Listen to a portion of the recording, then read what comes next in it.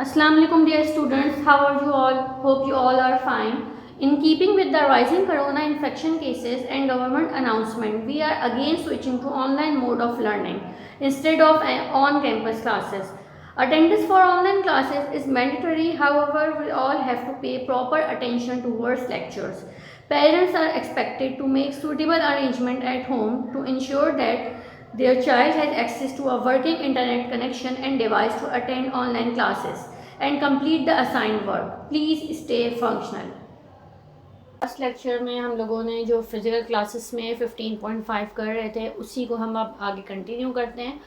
Okay 15.5 के question number 10 तक हम लोग स्कूल में कर चुके हैं, तो मैं आज आप लोगों को क्वेश्चन नंबर 11 करवाऊंगी। 15.5 का क्वेश्चन नंबर 11। ओके 15.5 का question number 11 is find the measure of angle of the elevation of the sun such that the shadow of a bamboo 9 metre long is 3√3 metres. सबसे पहले हम लोग बना लेते हैं फिगर। अगर मैं इसको बनाती हूँ, ठीक है, इसका शेडो हमारे पास कहाँ पे आ रहा होगा, कितने डिस्टेंस के ऊपर है। एक तो ये 9 मीटर लॉन्ग है, कितने लॉन्ग है, 9 मीटर्स लॉन्ग है। इसके अलावा इसका शेडो हमारे पास कितना आ रहा है, 3√3 मीटर्स पर है।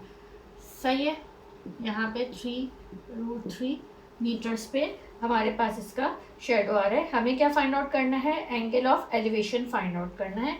एंगल ऑफ एलिवेशन मैंने समझा दिया था कौन सा एंगल होता है।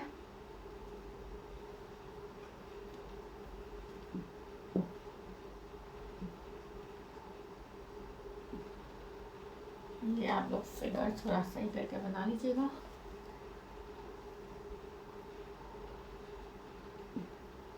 ये हमें फाइंड आउट करना है, ठीक है। यहाँ 3√3 मीटर्स आ जाएगा।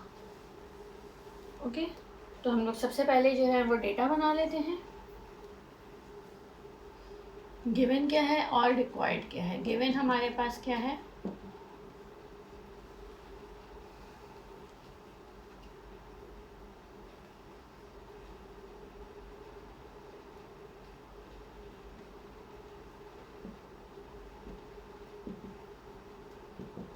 कितनी गिवन है, 9 मीटर। अच्छा, इसको मैंने ABC का नाम दिया है, तो B से C तक का डिस्टेंस मेरे पास कितना आ रहा है, BC हाइट कितनी है, 9 मीटर्स है, ठीक है। अच्छा, दूसरी चीज़ हमारे पास क्या है, शेडो कितना है, AB 3√3 मीटर्स। हमें फाइंड आउट क्या करना है, रिक्वायर्ड क्या है हमारे पास, angle of elevation. Angle of elevation हमें रिक्वायर्ड है, इसको हम थीटा का नाम दे देते हैं। ये हमारे पास फाइंड आउट करना है। ओके, ये न्यूमेरिकल ये क्वेश्चन समझ आ गया। हमारे पास 9 मीटर्स लॉन्ग है, इसका शेडो 3√3 मीटर्स है, ठीक है, इतना डिस्टेंस पे, और हमें एंगल ऑफ एलिवेशन जो है वो फाइंड आउट करना है।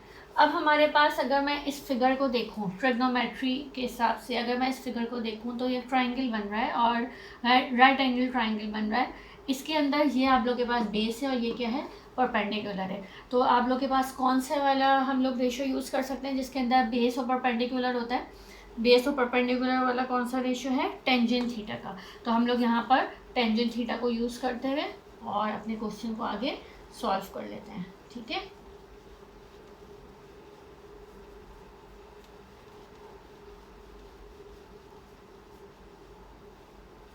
सॉल्यूशन, सिंस टेंजेंट थीटा किसके बराबर होता है, परपेंडिकुलर अपॉन बेस। सही है, तो टेंजेंट थीटा हमारे पास क्या है, परपेंडिकुलर, यहाँ पर हमारे पास क्या है, BC लेंथ है, BC है, और यहाँ पे हमारे पास क्या है, ये AB है। इसकी जगह पे हम 9 लिख लेंगे और 3√3 लिख देंगे, टेंजेंट थीटा आ जाएगा। 9 को डिवाइडेड बाय 3√3 करते हैं तो 1.732 आ रहा है। डिवाइड करें तो हमारे पास क्या आ रहा है, 1.732। अच्छा, मैंने आप लोगों को पहले भी बताया है कि जब भी हमें थीटा निकालना होगा, यहाँ पर tan है, इस साइड जाएगा तो tan इनवर्स, तो tan इनवर्स निकालें 1.732 2 का। और वैसे भी 1.732 देखें तो हमारे पास क्या बनता है 3/√3 यानी √3 होता है। ये क्या है √3 और √3 कब आता है 1.732 किसके बराबर होता है √3 की वैल्यू होती है। और ये किस वक्त आता है जब टेंजेंट कितने डिग्रीज होता है 60 डिग्री पर। 60 डिग्री पे हमारे पास टेंजेंट 60 की वैल्यू कितनी होती है √3 होती है। तो हम लोग इसको डायरेक्ट लिख सकते हैं विदाउट कैलकुलेटर। हमें याद है कि इसका आंसर क्या आ जाएगा 60 डिग्री आ जाएगा। ठीक है क्लास, आगे ये वाला क्वेश्चन समझ में आप लोगों को। ओके, अब नेक्स्ट क्वेश्चन कर लेते हैं, दैट इज क्वेश्चन नंबर 12।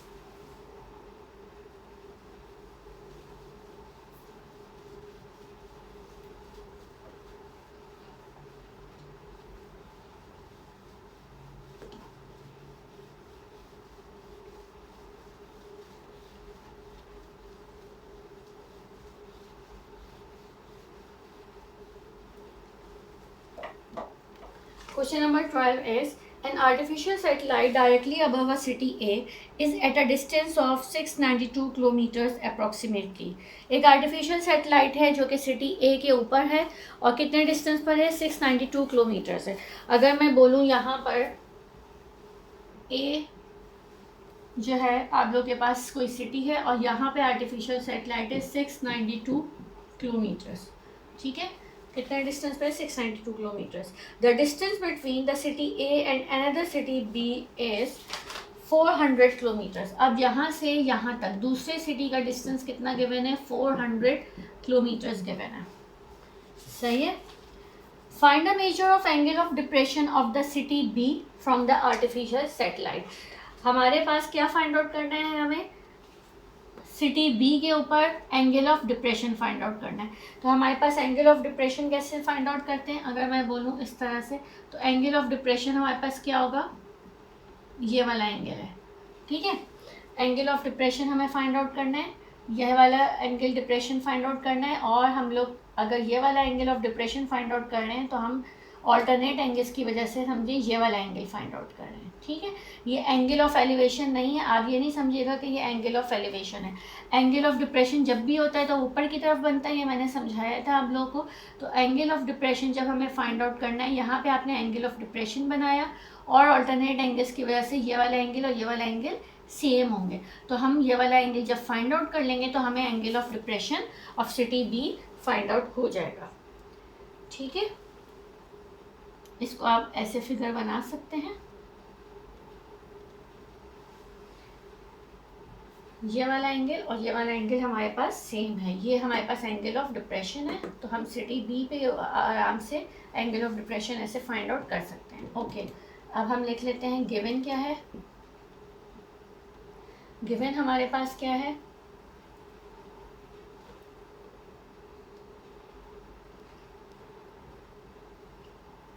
ए से सी तक का डिस्टेंस।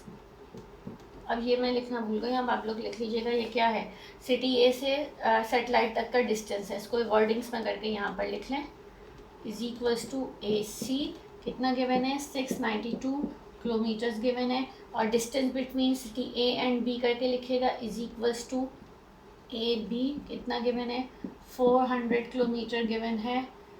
रिक्वायर्ड क्या है हमारे पास एंगल ऑफ डिप्रेशन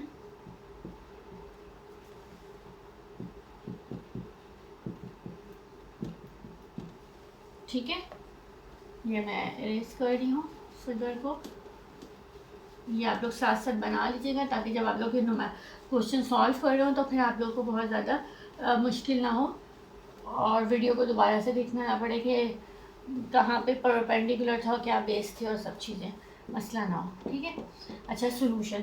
अब अगर हम फिगर देखते हैं तो फिगर के अकॉर्डिंग हमारे पास जो हमें एंगल फाइंड आउट करना है उसके हिसाब से बेस में 400 किलोमीटर्स गिवन है और परपेंडिकुलर में 692 किलोमीटर्स गिवन है।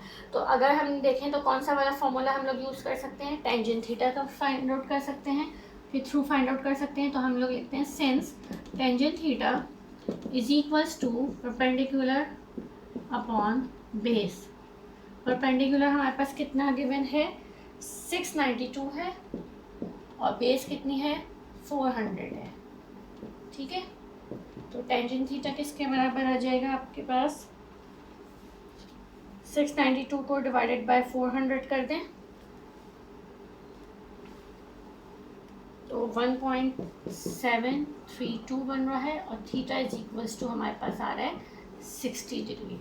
कैसे आ रहा है ये, ओके मैंने डायरेक्ट कर दिया है, theta is equals to tan inverse 1.732 and theta is equals to 60 degree. ये आप लोग के पास आंसर आ गया है। ठीक है क्लास, इसमें किसी को कोई मसला आया समझ में? ओके, एक दफ़ा मैं भी रीचेक कर लेती हूँ कि 692 अपॉन 400 1.732 आ रहा है, तो ये 1.732 60 डिग्री ही आएगा tan इनवर्स का, क्योंकि मैंने आप लोगों को पहले वाले क्वेश्चन में भी सेम था, ये एक्सप्लेन तो कर दिया था, लेकिन एक दफ़ा मैं भी रीचेक कर लूँ। ठीक है, सही है, यही आ रहा है। थीटा जो है हमारे पास क्या आ जाएगा, 60 डिग्री आ जाएगा।